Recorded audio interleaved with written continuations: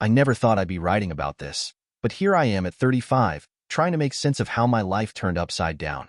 My wife and I had been married for 8 years, but we knew each other since our school days. Looking back, I should have seen the signs. But when you trust someone completely, you become blind to their flaws. I didn't have the easiest childhood. My dad was a hardworking man who got mixed up with the wrong people because of my mom's addiction problems. I was only 12 when I found him unconscious in our garage. The emergency services couldn't save him. That day changed everything. I ended up in foster care with the Hendersons. They were good people, but I was angry at the world, especially women, because of what happened with my mom. I started therapy early, which helped me deal with my issues, though some days were harder than others. Meeting my wife in high school changed things for me. We were friends first, which was probably what I needed most. She saw past my walls and understood why I kept people at a distance. We went to the same college, graduated together, and everyone knew we'd end up together. I tried to play it cool back then, acting like we were just friends. 2 years after college, I finally asked her out properly. A year later, I proposed, and we got married. She knew about my struggles with depression and anxiety. I always worried about being a burden, but she would say things like, "We're in this together and your battles are our battles." Everything was fine until about 4 months ago. I was going through a rough patch, one of those times when the past catches up with you, no matter how far you've run. Usually, these episodes last about 5 days, and my wife would stay close, but this time was different. She started disappearing halfway through the day. The first time, she left on the 3rd day of my episode, saying she had something to do. She came back late, and this happened for the next 2 days as well. I noticed she returned around 1 a.m., but I was too deep in my own head to question it. When I finally got better, I started thinking about those days. We'd known each other for almost 20 years, and this wasn't like her. I thought about bringing it up, but decided to let it go. That was probably my first mistake. 2 months later, I had another bad day. Not a full episode, just one of those days when everything feels heavy. Again, she disappeared halfway through. When she came back, I asked where she'd been. Her reaction caught me off guard. She got defensive immediately, asking why I was interrogating her. After I calmed down and asked again, she claimed she had forgotten about plans with her friends. I mentioned how she'd done the same thing during my last episode, but she said she didn't remember. Maybe it was because 2 months had passed, but something felt wrong. A pattern was forming, and I couldn't ignore it anymore. The 3rd time she disappeared, I wasn't even having a bad day. I was just busy with work. When she came back, I acted normal, hoping she'd tell me where she'd been. She didn't. That's when I decided to investigate. I'm good with technology, and when she went to shower without her phone, I checked her location history. She'd been going to the Red Oak, a bar downtown, and then to different residential addresses. I took pictures of everything with my phone, planning to research these addresses later. I wanted them to be her friends' houses, needed them to be. I'd seen enough, but still needed proof. The next weekend, I pretended to be having another episode. As expected, around 6 p.m., she got dressed and left. I waited a few minutes, put on a cap and sunglasses, and followed her to the Red Oak. I found a quiet corner and watched. She sat alone at first, ordered a drink, and then a man joined her. They started talking, and soon they were laughing, touching, getting closer. My heart sank, but I kept watching. An hour and several drinks later, they left together. I followed them to an apartment building 3 blocks away. I waited outside, telling myself I just needed one last photo for proof. When they came out later, they kissed under the building's lights. That's when I lost it. I walked across the street and started shouting. I don't remember everything I said, but I was asking her how she could do this to me. The guy looked confused, and she told him to go back inside. He left without saying anything. We stood there looking at each other. All I could think about was how everyone I trusted ended up hurting me. Why? I asked her. I can't deal with your depression anymore, she said. It's too much. I need to be happy. Those words hit harder than anything else.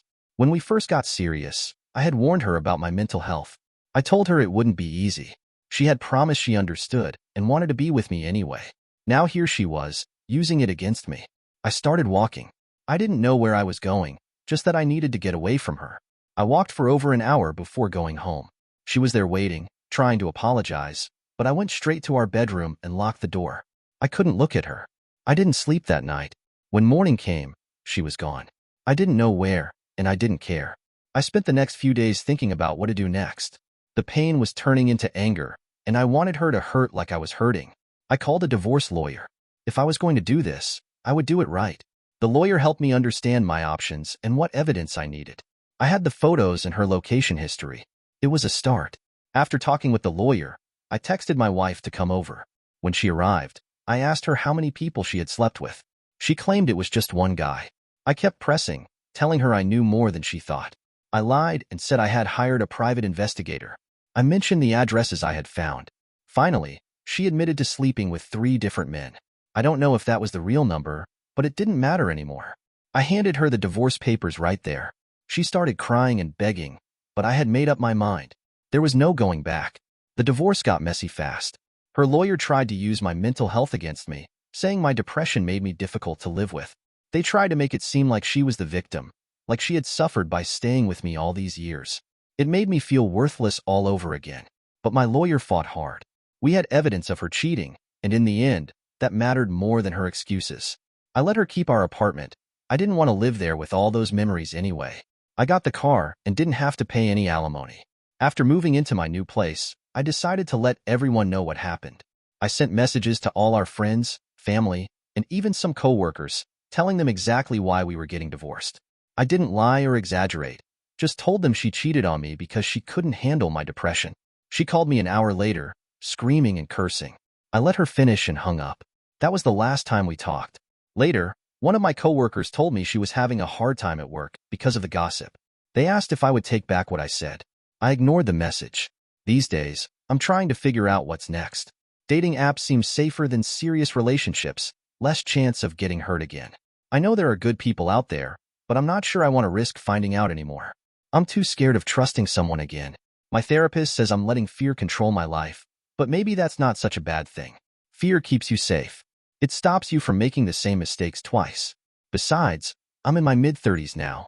I don't want kids, and being single isn't the worst thing in the world.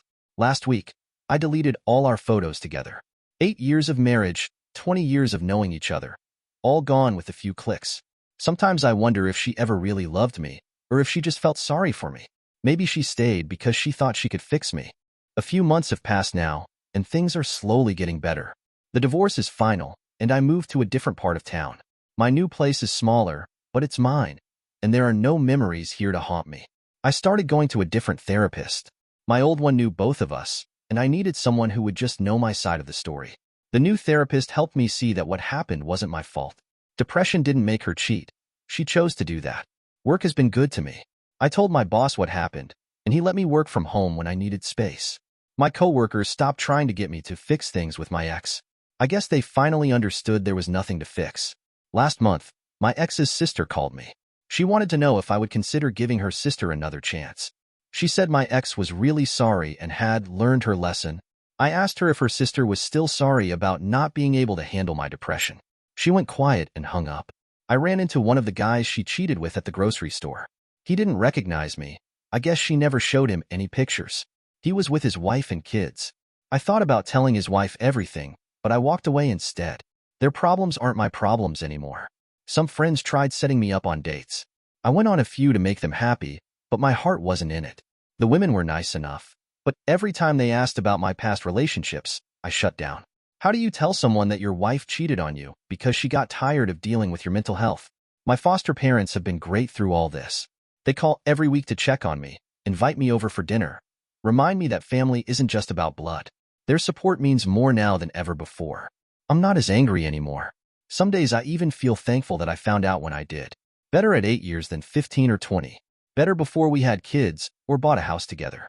Sometimes the kindest thing life can do is show you who someone really is before you waste more time on them. Last week, I got a letter from my ex. She wrote about how sorry she was, how she had started therapy to work on herself, how she wished she could take it all back. At the bottom, she asked if we could meet and talk. I threw the letter away without responding. My new therapist says I'm doing better than most people would in my situation. Maybe she's right. I still go to work, pay my bills, take care of myself. I started going to the gym again. I'm thinking about getting a dog, something small that can live in my apartment.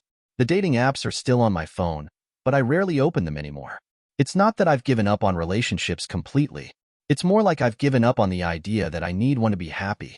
Maybe someday I'll meet someone who makes me want to try again. Until then, I'm okay on my own. Sometimes I think about everything that happened and realize how different I am now. The pain changed me, but maybe not in the way my ex intended. I'm stronger, more careful with who I trust, but not bitter. I still believe in love, just not the kind that asks you to ignore red flags in the name of commitment. Yesterday, I put the last box of her things in my car. I'm going to drop them off at her sister's house tomorrow. After that, there will be nothing left of our life together except memories, and those fade with time. I don't know what the future holds, but for the first time in a long time, that doesn't scare me. My depression is still there. It probably always will be, but it's my battle to fight. And maybe that's the biggest lesson in all of this. Some battles are meant to be fought alone, and that's okay. Thank you for watching. If you enjoyed this story, please hit that subscribe button. Don't forget to give it a thumbs up and share it with friends or family who might enjoy it too. Your support means a lot. And if you have any thoughts, questions, or story ideas, drop them in the comments below. I'd love to hear from you. See you in the next story.